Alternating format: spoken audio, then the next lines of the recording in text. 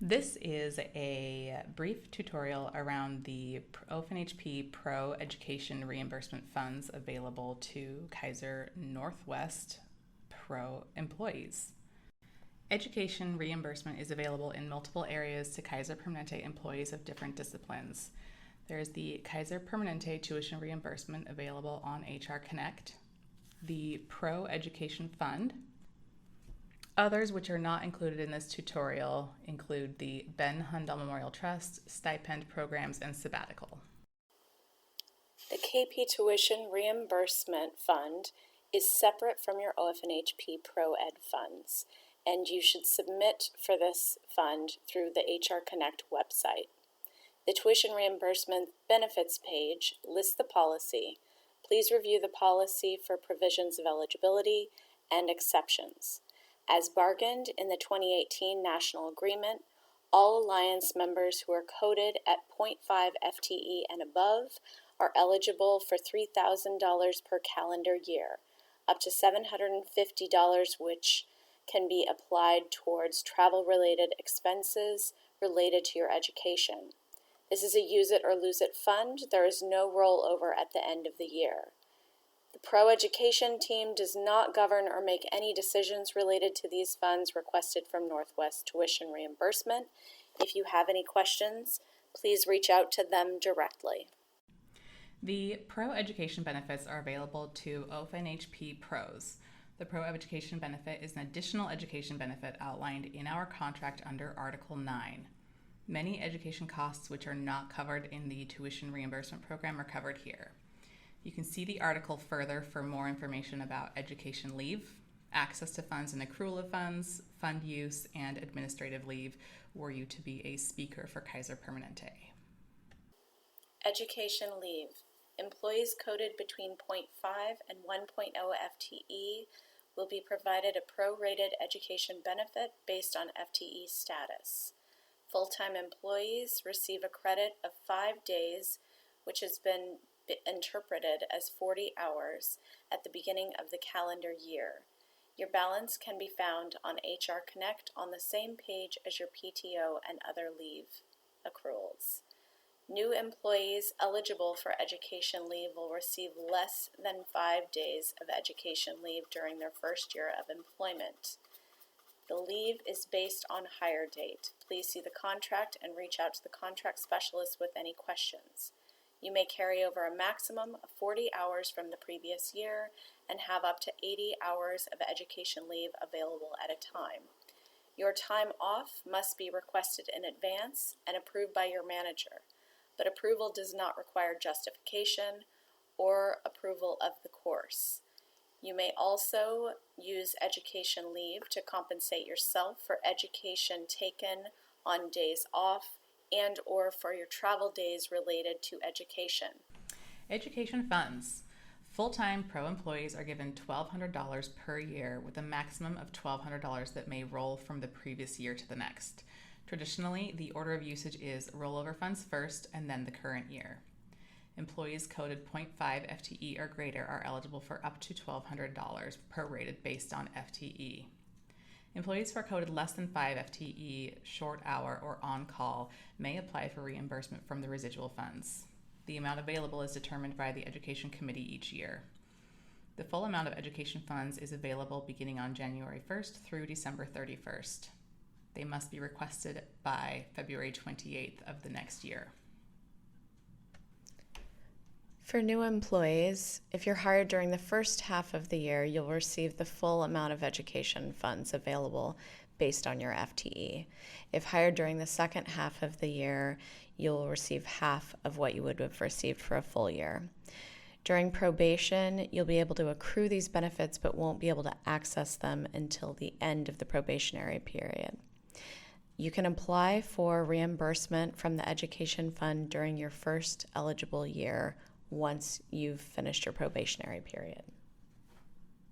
There are a number of eligible expenses for reimbursement from the Pro Education Fund, which are not reimbursable from Kaiser Permanente tuition reimbursement. Some of the eligible expenses include professional practice license fees for your initial license and renewal, If your position requires a second license from a second state, that is requested through HR. That is requested through one link and covered later. You may also reimburse board certification fees, continuing professional education or professional development seminar and conference fees and the related expenses, travel expenses, which include airfare, mileage when you're using your own vehicle, auto rental fees, gas for rental fee, parking fees, taxi fares, rideshare fares, any variety of travel expenses. You may also reimburse childcare expenses if necessary to allow a conference or a seminar. You may reimburse meals while attending conferences or seminars. For persons who choose to subscribe to organizational memberships or packages of continuing education credits, those are reimbursable. You may also get professional publications or journals if you wish. Other reimbursable items are textbooks, software, computer programs, books that are applicable to your career field or to help with your furthering of your education. In order to maximize the use of your funds from the multiple reimbursement accounts, we encourage employees to use the benefits first associated with your KP and W tuition reimbursement funds for all eligible expenses. This fund gives you $3,000, which includes up to $750 of travel-related expenses. If your travel expenses are greater than $750, you would submit the additional expenses through the Pro Fund. First submitting through KP tuition reimbursement, and then when you submit to the Pro Education Fund, you would subtract the amount that you would submit to KP tuition reimbursement and include that in the corresponding request. Here are some tips on submitting a request. If you're wondering how many days to request for travel, consider bookending it. So for lodging, you have one night before an out-of-town training or educational event to get there and to settle down, and then wake up nice and refreshed for your training. Then the nights of the event, which might include, for example, a 3-day training, which has 4 nights of lodging, the night before you attend, the days that you're at the training, and then a night of sleep before returning home. Timeline for meal or car rental reimbursements would be for the night prior, the days of the training, and then the next morning after while presumably traveling home. Should you extend your stay on either end, which is your choice, please only submit expenses for the number of days that coincide with the education. You may simply indicate the per day rate on average. You don't have to have separate invoices for your education or conference dates.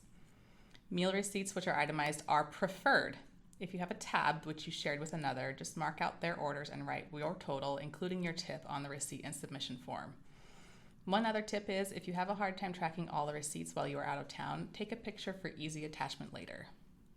Common points of confusion. The Pro Education Fund and how it is managed is not described under the tuition reimbursement policy. Sometimes these two are conflated. The contract does not stipulate which kinds of proof of payment are necessary. The contract does not stipulate which kinds of professional education is required. Your manager approval is not necessary for your Pro Education funds. It is considered our ethical responsibility to assure that we are staying appropriately educated to maintain our licensure and practice. Per the contract, employees must submit expenses within 2 months of incurring the expense. This is different from the Northwest tuition reimbursement and policy associated with the Northwest tuition reimbursement, which states that expenses must be submitted within 3 months of completing the training. As mentioned previously, there are some other items which are covered by the one link submission. While the Pro Education Committee does not regulate over those may include DEA license fees, professional practice license fees for a second license if you're required to hold one, professional practice licenses, advanced life support certification fees if required for your position, certification for neonatal resuscitation fees if required for your position, professional recertification and or additional certifications required by the employer mandated training not listed above, and then telecommuting requests and other Kaiser Permanente reimbursements. As we discussed earlier, given that the Northwest tuition reimbursement funds are listed on HR Connect, they're a bit easier to track than the OFNHP Pro funds, which do not have a place that they are listed The expectation is that you will monitor and maintain balances for yourself for each year. We recommend that you create an Excel spreadsheet to do this on your own. So when you submit for reimbursement, in order to read your pay stub, anything that's listed as non-tax tuition reimbursement, that is from the KP Northwest Tuition Reimbursement Fund. This is the one that you're submitting through HR Connect. The AC Education Fund, NPP, is your OFNHP Pro Ed funds. Those are the ones that you are submitting with the fax form. The education line reflects the hours that you have worked or the hours that you have taken for education leave. And any business expenses submitted through one link should show up in your direct deposit, not on a pay schedule. Please remember to monitor your funds and make sure that you are paid for everything that you submit for reimbursement. If for some reason you have not been paid, please reach out to the committee and/or to Northwest Tuition Reimbursement so that we can investigate and correct this. Questions regarding reimbursements or education may be sent to nw-tuition-reimbursement@kp.org. This email is staffed by one person who manages both the Pro Ed Fund as well as Kaiser Permanente tuition reimbursement. If you have questions or concerns about your pro education benefits, have issues about denials, or just need some additional support, you're welcome to email proedcommittee@ofnhp.org. This concludes what was hopefully a brief and yet informative webinar on the Pro Education Fund. We wish you the best of luck in using your funds to the best of your ability and maximizing your use as you go out there to stay ethically and responsibly educated. Please let us know if there's more tools and tips that we can help you with.